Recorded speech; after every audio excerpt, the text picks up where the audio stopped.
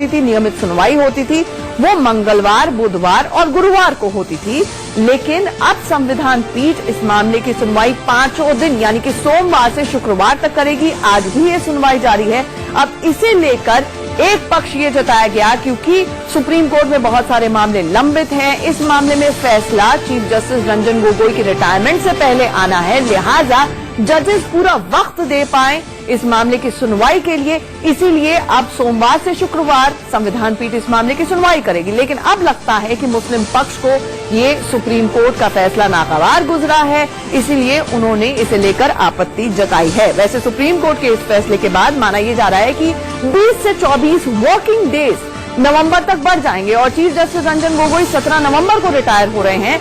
ऐसे में इसे लेकर ये सुनवाई 5 दिन नहीं होनी चाहिए। राजीव धवन ने ये बात कही है जो मुस्लिम पक्ष का नेतृत्व कर रहे हैं। हमारे साथ हमारे सहयोगी आशीष सिन्हा जुड़ रहे हैं। आशीष, क्या कुछ कहा है मुस्लिम पक्ष ने और सुप्रीम कोर्ट ने उस पर क्या जवाब दिया?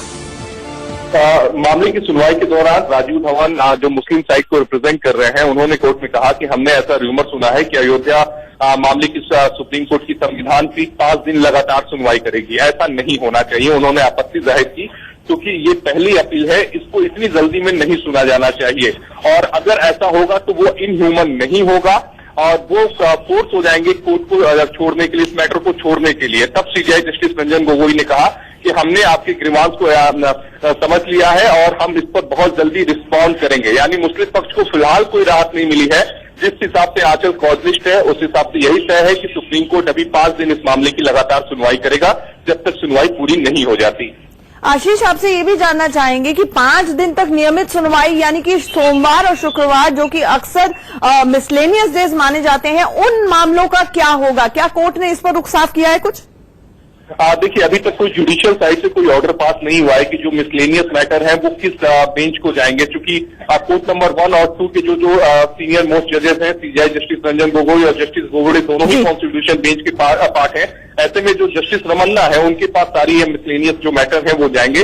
लेकिन सुप्रीम कोर्ट का बड़ा कदम है क्योंकि आज तरह अगर हम देखें हफ्ते में 3 दिन को सुनवाई करती तो केवल 35 दिन का वक्त मिलता, लेकिन अब अगर 5 दिन करती है तो 50 दिन से ज्यादा का वक्त मिलेगा।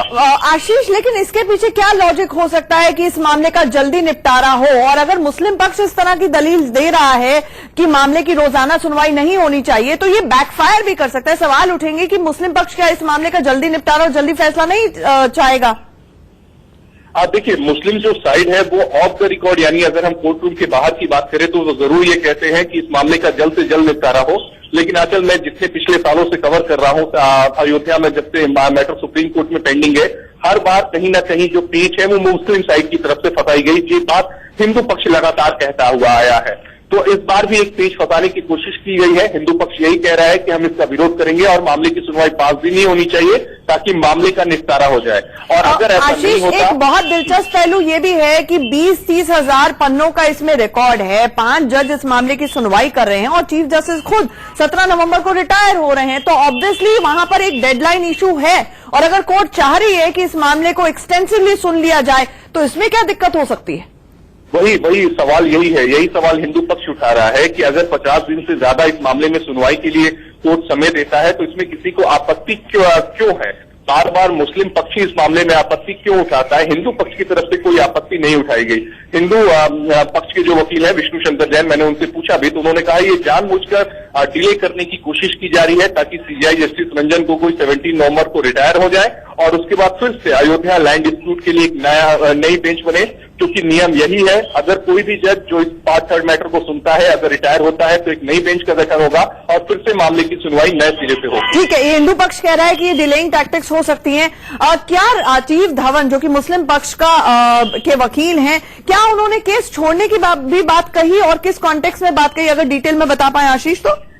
देखिए, राजीव धवन ने ये कहा है कि 5 दिनों तक इस मैटर को कोर्ट को असिस्ट करना ये संभव नहीं है, ये इनह्यूमन नहीं होगा। अगर ऐसा है तो मैं मजबूर हो जाऊंगा कि मैं केस को छोड़ दूं क्योंकि ये एक तरह से टॉर्चर होगा। तब सीजेआई जस्टिस रंजन गोगोई ने कहा कि हमने आपको ग्रीवांस को एडोसल कर लिया है और उस पर हम कोई बहुत जल्दी ऑर्डर पास करेंगे एज सून एज पॉसिबल। उन्होंने कहा बहरहाल कोई ऑर्डर पास नहीं किया है। इसका मतलब ये है आंचल, जो लिस्ट है उसके हिसाब से अयोध्या मामले में सुनवाई रोजाना होगी। मुस्लिम पक्ष ने आपत्ति जाहिर की, हिंदू पक्ष का कहना है कि ये डिले टैक्टिक्स है। ठीक है, यानी फाइनल रुख अभी कोर्ट का इस मामले में आना बाकी है। हियरिंग जो नॉर्मल तरीके से, नियमित तरीके से आज होनी है आशीष, वो शुरू हो चुकी है। अब तक उसमें क्या डेवलपमेंट और अपडेट है? देखिए, रामलला विराजमान की तरफ से अपनी बात को रखा जा रहा है, लेकिन बेहद दिलचस्प होगा निर्मोही अखाड़े का आज कोर्ट में बोलना, क्योंकि पिछली कल ही सुप्रीम कोर्ट ने अपने आदेश में कहा था कि निर्मोही अखाड़ा के जो वकील है सीनियर एडवोकेट जैन, वो कल कोर्ट में ये बताएं कि कब्जे को लेकर उनके पास क्या मौखिक दस्तावेज है और इसके अलावा उनके पास दूसरी जो एविडेंस है वो क्या है। क्योंकि कब्जे को लेकर निर्मोही अखाड़ा बार बार दावा कर रहा है, लेकिन कब्जे के पास उनके पास कोई डॉक्यूमेंट नहीं है। 80 में उनके यहाँ डकैती पड़ी, सारे डॉक्यूमेंट चोरी हो गए। तो बेहद मुश्किल है यहाँ निर्मोही अखाड़े के लिए आगे की राह, क्योंकि कोर्ट सबूत मांगता है, सबूत निर्मोही अखाड़ा कह रहा है कि वो डाकू ले गए। क्योंकि आज शुक्रवार है आशीष, और एक विवाद ये भी खड़ा हो गया है कि लिस्टिंग कैसे होगी, 5 दिन सुनवाई होगी या नहीं होगी। और सुप्रीम कोर्ट ने तो हालांकि परंपरा तोड़ते हुए आज सुनवाई कर रहे हैं वो संविधान पीठ शुक्रवार के दिन। हम तक कब तक ये स्पष्टीकरण पहुंचेगा कि अगले हफ्ते से क्या रुख रहेगा? क्या जब ये फ्रेश लिस्टिंग आ जाएगी तो माना जाए ये बेंच का जवाब होगा डॉक्टर राजीव धवन मुस्लिम पक्ष को कि आगे की सुनवाई का रोडमैप क्या रहेगा? जाहिर तौर पर आंचल, क्योंकि शनिवार तक ये लिस्ट क्लियर हो जाएगा कि आप आगे की जो सुनवाई होगी उसकी रूपरेखा क्या होगी। क्योंकि सोमवार को गस्टेड हॉलीडे है, बकरीद है, कोर्ट बंद है, इसलिए जो नॉन मिसलेनियस मैटर है वो मंगलवार को टेक अप होंगे। लेकिन जो अभी के कॉल लिस्ट है उसके हिसाब से यही शो हो रहा है कि मंगलवार को भी कॉन्स्टिट्यूशन बेंच बैठेगी। लेकिन एक ऑफिशियल जो ऑर्डर है, मुझे लगता है कि शाम को 4 बजे तक या तो कोर्ट को ऑर्डर पास कर देंगे सीजीआई, या फिर एक जो ऑर्डर रहेगा वो नेट पर आ जाएगा। उसके बाद ये पता पूरी तरह से साफ हो जाएगा कि 5 दिनों तक लगातार सुनवाई होगी या नहीं।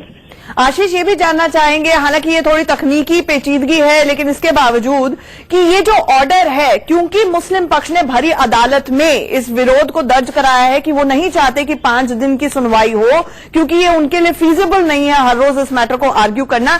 तो क्या ये ऑर्डर भरी कोर्ट में ही आज 4 बजे से पहले डिक्टेट किया जा सकता है, या ये एडमिनिस्ट्रेटिव साइट सुप्रीम कोर्ट की रजिस्ट्री ये ऑर्डर देगी?